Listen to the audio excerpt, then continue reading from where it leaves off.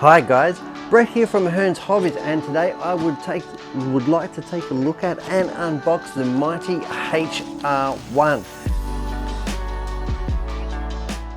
This 8-scale buggy is phenomenal. So without further ado, let's jump in and have a look. So first thing we're greeted with here, these Rubyx well bags. How cool is that? That the product comes with those two bags. And these are perfect for storage. I'll get to that in a minute. Let's whip out the buggy out of the box. Here we have the buggy. Now it does come with a clear body. Now it isn't pre-cut, so you will have to do a little bit of cutting and trimming. And you can see here, right around the lines here, very easy to do. Get it all cut.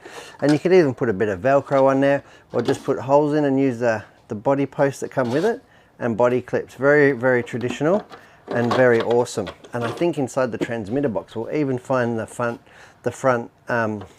chin spoiler, I suppose you call it, the front part of the body. But that is a really nice looking, sleek and aerodynamic body there on the HR1. And here we have the almost ready to race buggy. Look at that. It is absolutely phenomenal, and this is exactly how you get it. So no building, no mucking around. You just get to do a bit of the fun stuff like the painting and the stickering. So the buggy has a lot of cool features. This one in particular, it's got the XT90 plug, standard fitment. We have got the Hobby 150 amp speed controller in here, and that will run 3, 4 or even up to 6S. And we have tested it, and it does actually do really, really well on 6S. It's not necessarily my recommendation because the thing is just so crazy fast, but it will handle it, and it will handle it repetitively. Over here we've got the 4274 Hobby 2000 kV motor, and that is a really good tried and tested unit there. Really, really strong, really robust. Doesn't have a sensor cable, which is really nice, so one less thing to go wrong. Really reliable. Yeah, pretty much it's just about indestructible, this motor and ESC combo. Then we come over to the servo. So we've got a Metal Gear servo in there, which is really, really nice. And then we've got the buggy itself. So the buggy itself does come with full big bore 16mm hard anodized oil filled shocks, and they are connected to the suspension via sway bars, front and rear. Very, very typical of 8-scale racing. Now something that's not quite very typical is the 5mm massive turnbuckles on the front camber links. These things are absolute monsters. Here we go, let me have a look here. Let's see if we can't get that in focus for you. Here we go, look at that. Beautiful big turnbuckle, and that is super strong. And the plastics on these HR1 are amazing. Not only are they really strong and take a pounding, but they're also really resilient to wear and can absolutely do a lot of time on the track without requiring big amounts of maintenance. And that is partly due to the chrome ball ends fitted to it. So it does have ball ends fitted to it of a chrome nature, and they are very, very hard wearing, something I really like. Okay, now just moving out again on the camera. So we've talked about the speedy, the motor, the servo. It's also got 2.4 gig radio. We've got a little antenna in there. Let's unbox this radio and have a look, because that makes a big part of the puzzle. Fly Sky radio, 2.4 gig of course, inside this box here. Here we have the HR1 Manual. Now this isn't a traditional manual, traditional in the sense that this is live. So this QR code here, just scan it with your phone or device and fire it up, and that will give you the current setup, instructions and everything, because it's a naturally evolving product, and as we are finding improvements or we're finding different setups and tips, we're adding them to the manual as we go. So QR code instruction manual with a full listing of spare parts. HR1 Works sticker sheet, must have. Now in this packet here we've got window masks. So you've got window masks for your body, which is a really nice touch. The body as well, I forgot to mention before, does have the protective overspray cover. So you peel that off once you finish painting, and you get that beautiful shiny polycarbonate shell come through. In here we have our antenna tube to fit. You've got a bind plug for the radio should you wish to fit another receiver or transmitter at some point. And of course you've got the FlySky GT instructions, and this is the GT2E. The GT2E runs on 4 AA batteries, which is a valid point because we're actually going to power this up, so I'll get those batteries in a second. Yeah, really nice. So they keep the adjustments behind the panel, and that's good. That means that you can't bump it or knock it just by handling it. It's really good for first time and little hands, so they don't actually get the controls when they're not supposed to. On the radio itself, we've got some very simple but crucial adjustments. So you've got your servo reverse at the top, steering and throttle. And down here we've got simple adjustments. You've got your steering trim, you've got your throttle trim in the middle, and then on the end you've got your steering dual rate. So that's your end points. And of course, power on and power off. Really super simple radio, and that's what you want when you're just starting off. That is the perfect way to start. GT2E radio. Okay, and there is the front nose piece for the body set, and that does in fact screw on the front of the buggy. Where is it? Get it on camera. Screws right about there. So once you cut it, so you can color code it and match it to your design on your body, whether you're rattle canning it, spray painting it, or in fact going the whole hog and getting it professionally airbrushed, or anything in between. A really good looking buggy. Something I forgot to mention before is it does come with a very robust wing here. Yeah, it's got really strong and adjustable wing mount. Another part that was in that transmitter box was a little toolkit with some spares. So the HR1 does in fact come with spare pistons for the shocks, so you can change the handling characteristics depending on your track and your use. So we've got that. We've also got some spare camber links here for the front and for the rear, so you are in fact able to change your roll center adjustment if need be with the solid plastics, or in fact use these as crash spares in case you happen to break one, but I cannot see that ever happening. And this little bag here, we have got some spare servo horns, so in case you're going to use the one that comes is a 25 tooth spline. In case you're going to change it to a 24 or 23, there's different servo horns there to keep you going. Now, further look at the buggy. I did explain that it had 16mm big bore hard anodized shocks. It's got sway bars front and rear.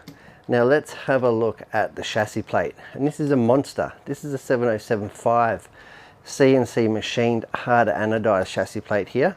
Everything's all countersunk, and the hardware is absolutely beautiful, and by hardware I do mean the screws. Really good quality, hardened tensile, and I know because I've had mine on track and rebuilt about 4 or 5 times now, and I still got all the original screws in it, not managed to round one.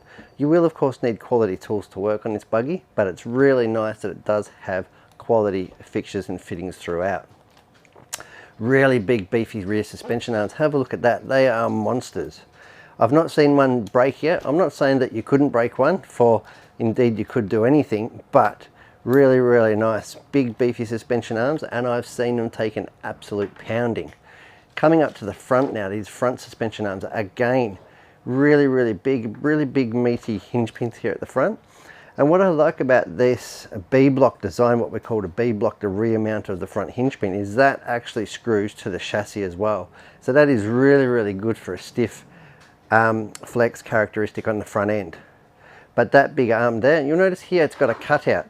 And the reason it's got a cutout is because this thing runs at a massive 27 degrees, which is really uncommon in this sort of category of 1/8 buggy, more like a 1/10 on-road car. 27 degrees of steering lock, massive amounts. And they accomplish that with, turn it over here, let's have a look here, CV drive shafts. Have a look at this, I'll zoom in here. So the front is fitted with a constant velocity drive shaft. And what I love about these over universals, or in fact dog bones, is that these are fully rebuildable and serviceable. So if you do happen to have a crash and bend the bone, just this part here, you can in fact just rebuild that. Or in fact, if you wear out where the pin goes and it elongates, there's another set of holes here. So it's completely rebuildable and should see many hours or years of service. Really nice and smooth and efficient. While I've got it zoomed in, you can see that this car runs rubber seal bearings pretty much throughout the whole entire build. So really nice that it's got those. And while we're zoomed in as well, you can see these quality plastic suspension components. And by plastic, that's a very loose term. This is a composite reinforced plastic. Definitely full of carbon or graphite composite to give it really stiff and robust characteristics. Just zooming out a little bit now, you can see here the lower suspension arm does in fact have 2 holes adjustment. That is really good for finding the ultimate setup on track.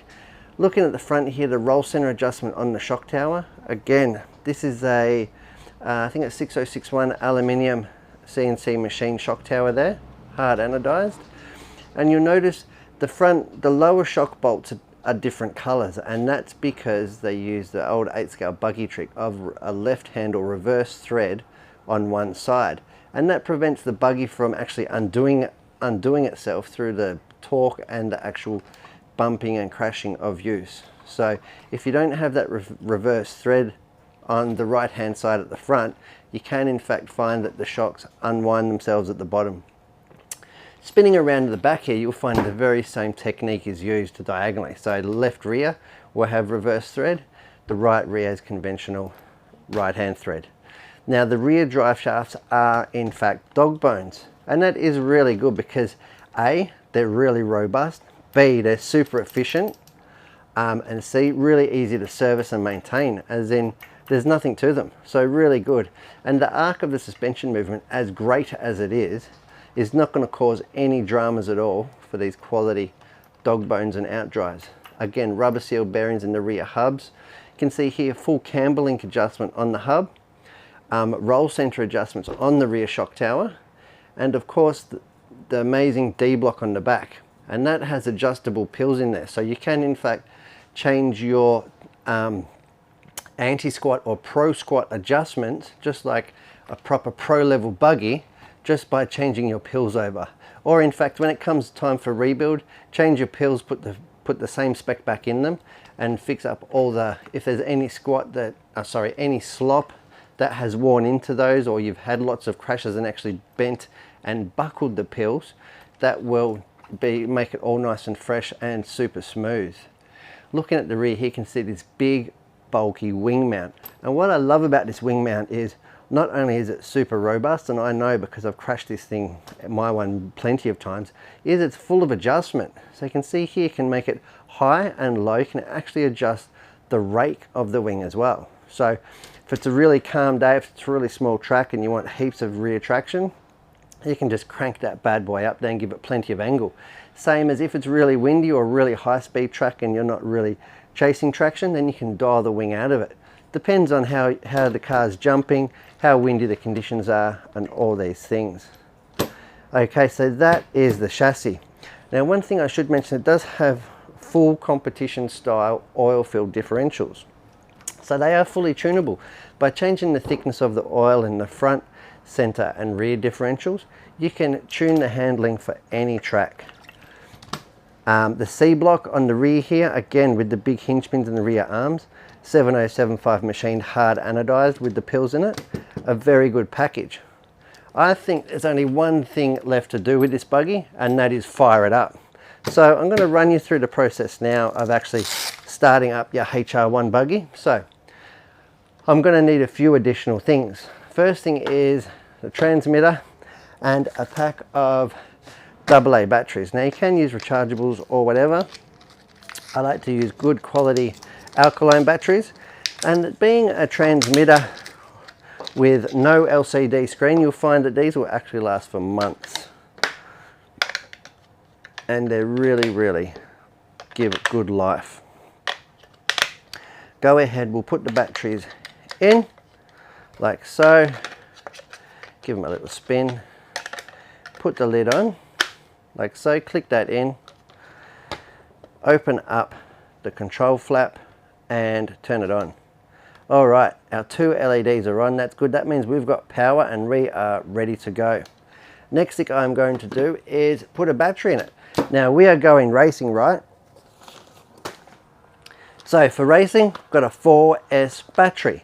Now, like I said, I do especially if you're just starting off, recommend starting with a 3S battery because they're a little bit lighter and can take an edge out of this biblical horsepower. These things absolutely have massive amounts of power, and this 9 steps 4S 8000 milliamp battery is definitely going to provide plenty of entertainment. Now if it is bashing and speed runs you're into, like I said, this car will accommodate 6S straight out of the bat, so that is definitely not for the faint-hearted.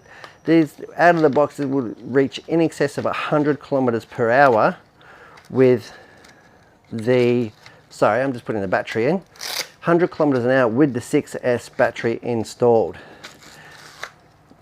I love these heavy duty straps because if you've ever raced or seen what these 8-scale buggies could do, you know that they take an absolute battering. So having your battery firmly in place gives you the security and safety to do it with heaps of confidence. I'm going to go ahead and plug it in now. We should hear a little crack as the speed controller sort of charges up the capacitors. Then we are going to tighten up the strap, get that in all nice and secure, and it fits amazing. Have a look at that on the overhead, fits in really nice and secure. That battery and plug cannot go anywhere. I do love XT60s. Now the switch for this unit is on the back here. So I'm going to turn the transmitter on first. Always good practice with RC. And when I fire up the ESC, I should hear 4 beeps, and 4 beeps is recognizing 4S, so 14.8 volts. If it was 3S, it would be 3 beeps. Obviously 6S, 6 beeps. So let's have a listen. 1, 2, 3, 4. There we go. It's recognized the 4S battery. The servo is working. And of course, the speed controller and motor is working. And that's as easy as it is as getting your HR1 on its feet. Now, next thing that you are going to need is, of course, if you have one of these, you probably already have a toolkit. But if you don't, here is the 9 steps. This is our 9 steps toolkit here, and this is really good. This is a 7-piece kit, and that comes with just about every tool you will need. The main one that I'm using right now is the 17mm real wheel wrench. Let me get that because I'm going to put some wheels on this. So let's undo the hexes. And the reason I'm doing this is so we can put wheels on it and I can show you guys just how good the suspension travel is and the movement, because as it is now it doesn't really look complete. So for the wheels and tires, I am going to put on sweep pre-mounts. These are one of my favorites. Bright yellow wheels. These ones in particular that I'm putting on, these are the super carbides, and these are in a silver compound. These are perfect for an oil or a grooved up track. Really, these are the latest tread pattern from Sweep, and these ones are in a silver compound, and the silver is their soft compound, and that is really good for our Melbourne summer. So I'm going to go ahead here and put these on. Now it's going to start to look like a proper buggy, and this will give a good indication of the suspension travel and exactly what this buggy is made for. We'll take our 9 steps wheel wrench, tighten these ones up. Always important to check the wheel nuts. I know many people that have lost a wheel nut out at the track. Here we go. And with your wheel nuts, you will notice, let me get this second last one on. Let's zoom in here. You will notice that these wheel nuts have a serrated face on one side and a smooth face on the other. Make sure that the serrated face is actually pushed in towards the wheel, because that does bite, and especially the sweeps, they are designed for the serrated nut to bite into the wheel and lock on. So there's a handy little tip in case you didn't know. Serrated surface in.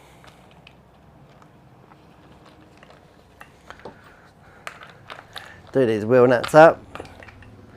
This 9-step toolkit, amazing. Okay, now we can, I'm going to bring that up a bit so you can see it. Now we can see the buggy in all its glory and on its feet, so to speak. That is awesome. Look at that amount of suspension travel we've got on there in the front.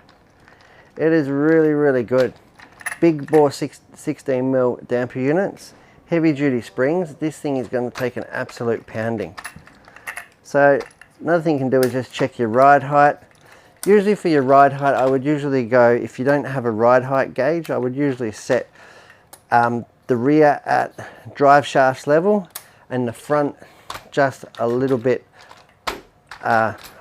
below. So, and if you do have a ride height gauge, then you'll want like 28mm rear and 26mm front as a rough guide. But as long as the drive shafts are sitting about level, you're pretty much in the ballpark. So let's power it up. And you can have a look how impressive that servo is. It's got plenty of speed and power to get it all going. Inbuilt servo saver. And then we can spin up the wheels. Wow, this thing has got some serious grunt, I tell you what. Now, the best, well, one of my favourite features about this HR1 buggy is the fact that it comes with its own garage. So once you've taken out the box and built it, you know, usually you have nowhere for it or to travel with it to the track or put it away at home. But not the HR1. The HR1 comes with, I'm going to take these wheels off again because I'm going to show you how it fits in its little garage. The Rubyx Weld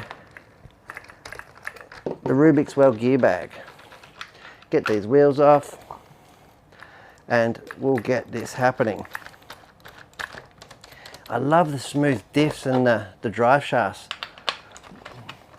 Now it's really imperative after you have run it that you give it a good check over, check all the bolts and give it a good clean. Take care of your HR1.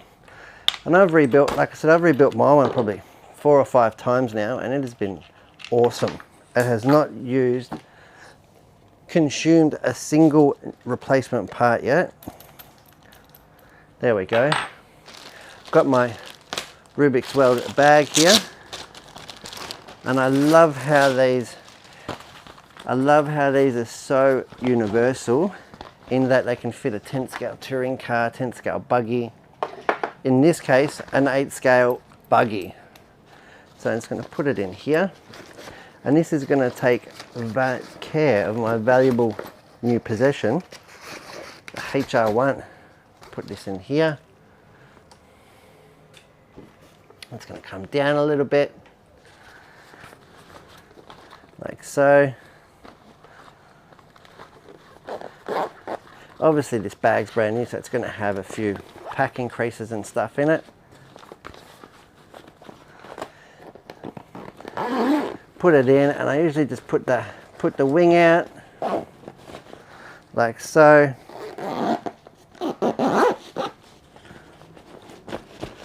There you go, and it's got a comfortable little sleeping bag for it. I love that, and you can carry that around, put that in the car, on the bench at home. And this other little bag, well, this has been designed specifically for the transmitter. Because transmitters, even at this, it's something that they are a delicate instrument and you need to take care of them. So you put it in here. It's even got these little packing straps. So put the radio in, strap it on down and zip him up. And you have got yourself